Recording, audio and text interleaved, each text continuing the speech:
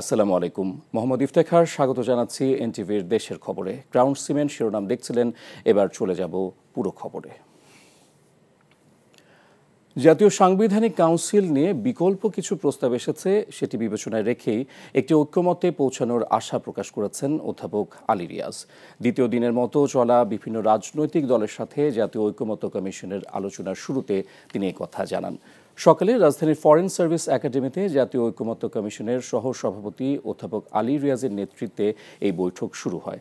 গতকালের আলোচনায় জামাতের কোনো নেতৃবৃন্দ না থাকলেও আজ বৈঠকে জামাত অংশ নিয়েছে। দুপুরে প্রথম অংশের বৈঠকের পর কয়েকটি দলের নেতৃবৃন্দ গণমাধ্যমে ব্রিফিং করে তাদের অবস্থানের কথা জানান। সাংবিধানিক কাউন্সিল গঠনের পক্ষে মত দেয় এনসিপি। এদিকে এনসিপিতে রাষ্ট্রপতি ও প্রধান বিচারপতিকে না রাখার পক্ষে জামাত ইসলামী। এনসিসি বা জাতীয় সাংবিধানিক কাউন্সিলের ব্যাপারে এক ধরনের মতামত এসছে, যেগুলোর পরিপ্রেক্ষিতে কিছু কিছু বিকল্প প্রস্তাব বা আলোচনার মধ্যে প্রস্তাবও তৈরি হয়েছে। সেগুলো আপনাদেরকে জানানো হয়েছে এবং আমরা আশা করছি যে এই বিষয়ে আজকে আলোচনায় আমরা বড় রকমের অগ্রগতি অর্জন করতে পারবো। যারা বিরোধিতা করছেন তাদের কাছে যদি এর বিকল্প কোনো প্রস্তাবনা থাকে যে আমাদের কনসার্নটাকে অ্যাড্রেস করতে হবে, যে এই কমিশনগুলো যাতে নিউট্রাল থাকে, দলীয়করণ না হয় এবং রাষ্ট্রের সবার আস্থা যাতে এই প্রতিষ্ঠানগুলোর উপর থাকে, যারা নিয়োগপ্রাপ্ত হচ্ছেন তাদের উপরে থাকে, তো সেই বিষয়টা যাতে নিশ্চিত করা হয়। বাংলাদেশ জামাত ইসলামী মনে করে আমাদের তিন বাহিনী প্রধান এই জায়গার বাইরে থাকা ভালো নিয়োগের ক্ষেত্রে। তাদের যে ফর্মাল যে নিয়োগের প্রক্রিয়া আছে সেটাই থাকলে আগের মতোই সেটাকে আমরা সমর্থন করি। এইভাবে কালক্ষেপণ না করে আপনারা আগে যে আলোচনাগুলো হয়েছিল তাতে যারা যারা ঐক্যমত্য পুরোটা হয়েছে সেটা তো গ্রহণ করছেন, এইটা যদি জানতেন, আপনাদের মাধ্যমে দেশবাসীকে জানাতেন, সেইটা অনেক ভালো হতো। বরঞ্চ কিছু জায়গায় ওনারা ভুলভাবে উত্থাপন করছেন। যেমন গতকাল আপনাদেরকে বলেছিলাম, ওই যে মনে আছে দ্বিকক্ষ বিশিষ্টর ব্যাপারে বলছেন ঐক্যমত্য, পরে স্বীকার করছেন, এটা ভুল হয়েছে, কারণ আমরা তো একমত না। একটি দলের প্রধানের সাথে প্রধান উপদেষ্টার বৈঠকের পর যৌথ বিবৃতি প্রদানের কারণে প্রধান উপদেষ্টার নিরপেক্ষতা ক্ষুণ্ণ হয়েছে। আর এর প্রতিবাদ হিসেবেই মঙ্গলবার জাতীয় ঐক্যমত্য কমিশনের বৈঠকে জামাত ইসলামী যোগ দেয়নি বলে জানিয়েছেন দলটির নায়েবে আমির সৈয়দ আবদুল্লাহ মোহাম্মদ তাহের। উনি একটি দলের প্রতিনিধির সাথে জয়েন্ট স্টেটমেন্ট করেছেন। এটা পৃথিবীর ইতিহাসে রিপিট হয়েছে, আছে কিনা আগে এক্সাম্পল আমাদের জানা নেই। এতে অন্যান্য বাকি সকল দলেই কিছুটা বিব্রত হয়েছে, আমরাও সেরকম এটা ফিল করি। মাননীয় প্রধান উপদেষ্টা তার নিরপেক্ষতা হারিয়েছে, সে কারণে প্রতিবাদ হিসাবে আমরা গতকাল আসিনি। ফরেন সার্ভিস একাডেমিতে রাজনৈতিক দলগুলোর সাথে দ্বিতীয় দিনের বৈঠক করছে জাতীয় ঐক্যমত্য কমিশন। সেখানে আছেন সহকর্মী নূর হোসেন, সরাসরি যুক্ত হচ্ছেন তিনি।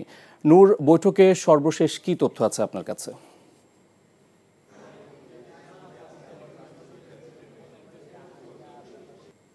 জাতীয় ঐক্যমত্য কমিশনের সঙ্গে রাজনৈতিক দলগুলোর যে আলোচনা, জাতীয় জুলাই যে সনদটি হবে সেই সনদের ব্যাপারে বিভিন্ন বিষয়ে সংস্কারের যেই দাবিগুলো রয়েছে সেসবের বিষয়ে যেই চূড়ান্ত ধাপের আলোচনা, সেই চূড়ান্ত ধাপের আলোচনা আজকে দ্বিতীয় দিন চলছে এবং আজকে বিএনপি, জামায়াতে ইসলামী, ইসলামী আন্দোলন, জাতীয় নাগরিক পার্টি সহ প্রায় 30টির মতো রাজনৈতিক দল এই আলোচনায় অংশ নিয়েছেন এবং জাতীয় ঐক্যমত্য কমিশনের সহসভাপতি আলী রিয়াজ স্যারের নেতৃত্বে এই আলোচনাটি চলছে এবং আজকে সংরক্ষিত নারী আসন, সাংবিধানিক কাউন্সিল গঠন এবং রাষ্ট্রপতি নির্বাচন কিভাবে হবে এইসব বিষয়ে বিস্তারিত আলোচনা হয়েছে। সংরক্ষিত নারী আসনের বিষয়ে আলোচনা হয়েছে।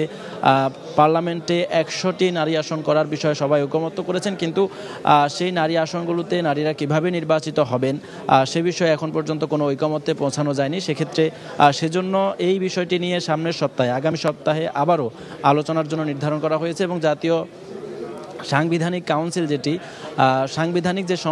সাংবিধানিক যে প্রতিষ্ঠানগুলো রয়েছে নির্বাচন কমিশন সহ সেই প্রতিষ্ঠানগুলোতে নিয়োগের জন্য রাজনৈতিক দল, বেশ কয়েকটি রাজনৈতিক দল একটি প্রস্তাব করেছেন এবং যেটি ঐকমত্য কমিশনের পক্ষ থেকেও প্রস্তাব করা হয়েছে সাংবিধানিক কাউন্সিল বা এনসিসি করবার জন্য। এই এনসিসির পক্ষ থেকে সেখানে প্রধানমন্ত্রী থাকবেন, বিরোধী দলীয় নেতা থাকবেন এবং প্রধান বিচারপতি, স্পিকার সহ আরও বেশ কয়েকজনের সমন্বয়ে এনসিসি করা হবে এবং এই এনসিসির পক্ষ থেকে এনসিসির মধ্য দিয়ে সাংবিধানিক যে প্রতিষ্ঠানগুলো রয়েছে, নির্বাচন কমিশন, পিএসসি, দুদক সহ এই সমস্ত পদ যেগুলো রয়েছে সেই পদগুলোতে নিয়োগ দেওয়া হবে। এই দাবি বেশ কয়েকটি দল করেছেন, এই প্রস্তাবেও আলোচনা হয়েছে। এ বিষয়ে কোনো সিদ্ধান্ত হয়নি। বাংলাদেশের বড় যে রাজনৈতিক দল বাংলাদেশ জাতীয়তাবাদী দল বিএনপি সাংবিধানিক যে কাউন্সিলটি করবার কথা দাবি বা প্রস্তাব বিভিন্ন দিক থেকে এসছে সেটির বিরোধিতা করছেন এবং তারা বলছেন যে যদি সাংবিধানিক কাউন্সিল করা হয় সেক্ষেত্রে সরকারের যেই ক্ষমতা সেটি অনেক বেশি হ্রাস করা হবে এবং সরকার কার্যক্ষমতা হারাবে, তাদের অত্যন্ত দুর্বল সরকারে পরিণত হবে। এরপরে রাষ্ট্রপতি নির্বাচনের বিষয়ে আলোচনা হয়েছে। বেশ কয়েকটি রাজনৈতিক দল এখানে প্রস্তাব করেছেন রাষ্ট্রপতি নির্বাচনটি শুধুমাত্র সংসদ সদস্যদের হাতে না রেখে সারা দেশে যে স্থানীয় সরকার রয়েছে সেই স্থানীয় সরকারগুলোর থেকে একটি ইলেকটোরাল কলেজ করে রাষ্ট্রপতি নির্বাচন যেন করা হয় সে বিষয়ে তারা প্রস্তাব করেছেন। কিন্তু বাংলাদেশ জাতীয়তাবাদী দল বা বিএনপির পক্ষ থেকেও সেটিতেও ভেটো দেওয়া হয়েছে। তারা বলছেন সংসদ সদস্যদের মধ্য থেকেই রাষ্ট্রপতি নির্বাচন করা হবে। এছাড়া আর কি কি বিষয়ে আলোচনা হয়েছে, সিদ্ধান্ত হয়েছে সেটি একটু পরেই এখানে ফরেন সার্ভিস একাডেমির যে বিল্ডিংটি রয়েছে সেখানে জাতীয় ঐকমত্য কমিশন এবং রাজনৈতিক দলগুলোর পক্ষ থেকে ব্রিফিং করা হবে, তখন আমরা বিস্তারিত জানতে পারবো। ইফতেখার। দর্শক, জানছিলাম ঐকমত্য কমিশনের বৈঠকের খবর। বিএনপি মহাসচিব মির্জা ফখরুল ইসলাম আলমগীর বলেছেন, বিবাদে না জড়িয়ে শান্তিপূর্ণ নির্বাচনের সুযোগ করে দিয়েছেন ডক্টর ইউনূস ও তারেক রহমান। লন্ডন বৈঠককে গোস্বা করে একটি দল মঙ্গলবার ঐকমত্য কমিশনের বৈঠকে যায়নি বলে মন্তব্য করেছেন তিনি। বলেছেন, নির্বাচন হয়ে গেলে ওই দলের গুরুত্ব থাকবে না। ইমরুল হাসানের রিপোর্ট। সদস্য নবায়ন কর্মসূচি হাতে নিয়েছে ঢাকা মহানগর উত্তর বিএনপি। প্রথম দিনে উত্তরার তুরাগ থানায় এই কর্মসূচির উদ্বোধন করেন বিএনপির মহাসচিব মির্জা ফখরুল ইসলাম আলমগীর। বলেন, আওয়ামী লীগের কাউকে দলে নেবে না বিএনপি। আওয়ামী লীগকে আমরা নেব না, কারণ আওয়ামী লীগ প্রমাণিত যে তারা খারাপ মানুষ, তারা ডাকাত, তারা মাফিয়া, তারা দখলদার, তো তাদেরকে আমরা দলে নেব না। কিন্তু যে রাজনীতি করে নাই, কখনো করে নাই, আওয়ামী লীগও করে নাই, কিন্তু ভালো মানুষ, যোগ্যতা আছে, এলাকায় তার গ্রহণযোগ্যতা আছে, এইসব মানুষের কথা আমাদেরকে ভেবে দেখতে হবে। লন্ডন বৈঠককে ঐতিহাসিক উল্লেখ করে তিনি বলেন, নির্বাচন নিয়ে সব বিতর্কের অবসান হয়েছে শীর্ষ পর্যায়ের এই বৈঠকে। আমরা বলেছিলাম ডিসেম্বরের মধ্যে নির্বাচনে যেতে হবে, তাই না? আর ইউনূস সাহেব বলেছিলেন তিনি এপ্রিলে ইলেকশন দেবেন, তাই না? তিনি আলোচনার মধ্যে গিয়ে ওই ডিসেম্বরে থাকেননি, তিনি কিন্তু ফেব্রুয়ারিতে চলে গেছেন এবং ইউনূস সাহেব পিছিয়ে তিনি ফেব্রুয়ারিতে এসেছেন। একেই বলে রাষ্ট্রনায়কোচিত নেতা। কোন বিভাজনে না গিয়ে, কোন সংঘর্ষে না গিয়ে এই দুই নেতা আমাদের একটা শান্তিপূর্ণভাবে নির্বাচনের সুযোগ করে দিয়েছেন। ডক্টর ইউনূস তারেক রহমানের বৈঠক কারো কারো পছন্দ হয়নি বলে মন্তব্য করেন মির্জা ফখরুল। অনেকের পছন্দ হয় নাই, তারপর নির্বাচন হলেই তাদের বিপদ।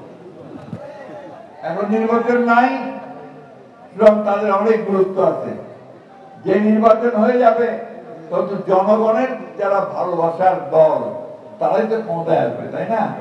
যে কারণে ওরা নারাজ হয়েছে এবং নারাজ হয়ে গতকালকে একটা বৈঠকে হাজির হয় না।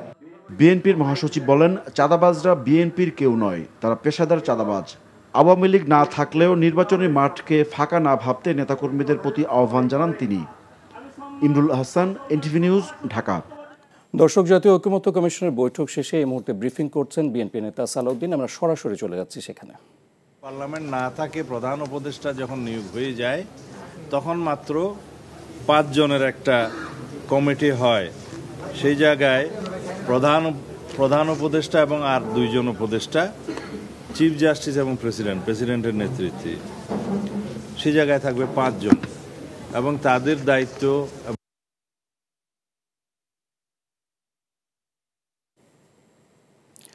দর্শক, জাতীয় ঐকমত্য কমিশনের বৈঠকের পর বিএনপির ব্রিফিংয়ের অংশবিশেষ আমরা দেখছিলাম। চলে যাচ্ছি পরের খবরে। নারায়ণগঞ্জের সিদ্ধিরগঞ্জ থানার সজল হত্যা মামলায় সাবেক মেয়র ডাক্তার সেলিনা হায়াৎ আইভিকে জিজ্ঞাসাবাদের জন্য 2 দিনের রিমান্ড মঞ্জুর করেছে আদালত। সকালে Narayanganj senior judicial magistrate Mainuddin কাদিরের আদালত আদালতে আইভির 7 দিনের রিমান্ড চেয়ে আবেদন করা হয়। একই আদালতে ফতুল্লার সাইদ হত্যা চেষ্টা মামলাতেও শোন অ্যারেস্ট দেখায় পুলিশ। এ সময় আদালতে ভার্চুয়ালি উপস্থিত ছিলেন আইভি। শুনানি শেষে আদালত 2 দিনের রিমান্ড মঞ্জুর করেন।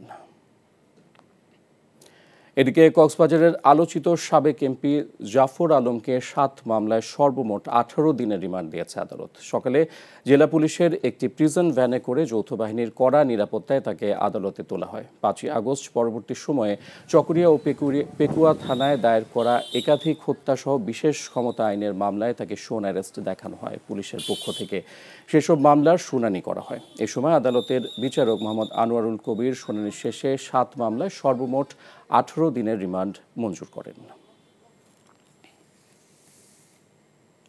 আগামী 72 ঘন্টায় সারা দেশে কোথাও কোথাও ভারী থেকে অতি ভারী বৃষ্টিপাত হতে পারে। এর ফলে পাহাড়ি এলাকায় ভূমিধসের শঙ্কা রয়েছে বলে জানিয়েছে আবহাওয়া অফিস। সকালে সব তথ্য জানান আবহাওয়াবিদ ডক্টর মোহাম্মদ আবুল কালাম মল্লিক। জানান, আগামী 22 জুন পর্যন্ত দেশের বিভিন্ন স্থানে হালকা থেকে অতি ভারী বৃষ্টিপাতের সম্ভাবনা রয়েছে। এতে চট্টগ্রাম, রাঙ্গামাটি, খাগড়াছড়ি, বান্দরবান ও কক্সবাজার জেলার পাহাড়ি এলাকায় ভূমিধসের শঙ্কা রয়েছে। এদিকে সকাল থেকে থেমে থেমে বৃষ্টি হচ্ছে চট্টগ্রাম নগরীতে। ফলে নগরীর আগ্রাবাদ, চকবাজার সহ কিছু এলাকায় জলাবদ্ধতার সৃষ্টি হয়েছে। বান্দরবানে কয়েকদিনের টানা বর্ষণে পাহাড় ধসের শঙ্কায় পাদদেশে বসবাসকারীদের নিরাপদ আশ্রয়ে সরে যেতে মাইকিং করা হচ্ছে। কক্সবাজারের রামুতে পাহাড় কাটার সময় মাটি ধসে এক শ্রমিক নিহত হয়েছে।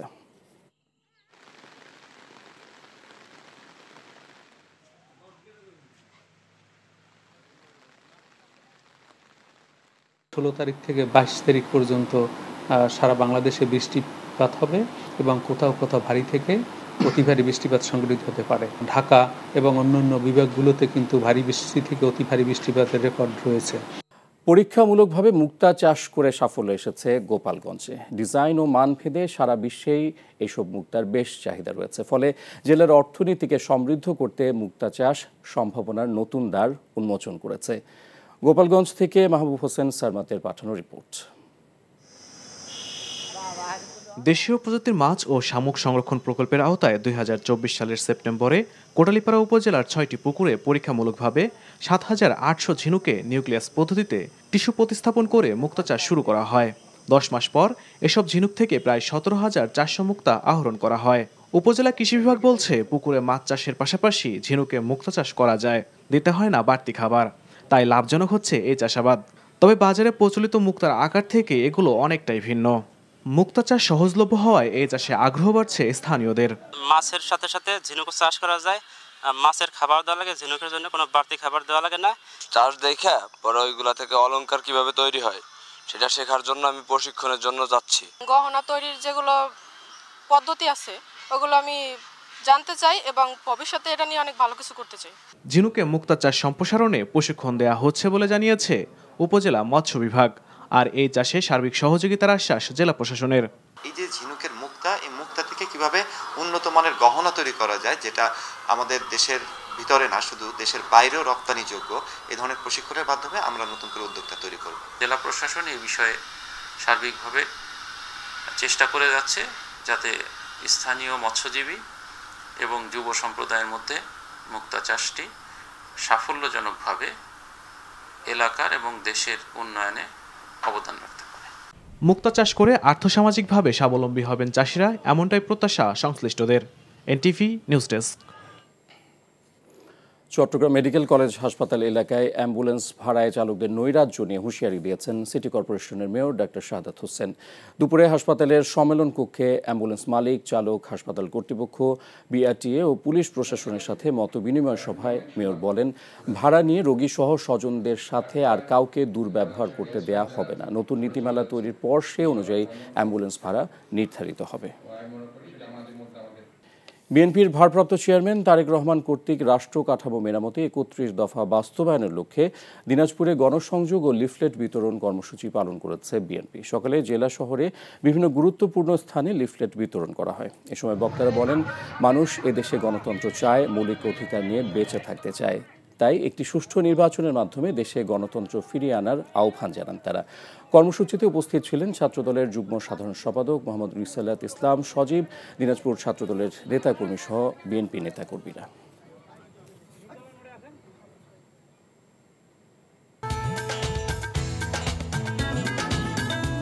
এই ছিল দেশের খবর। এই খবরের ভিডিও সহ আপডেট জানতে ভিজিট করুন NTV অনলাইন www.ntvbt.com।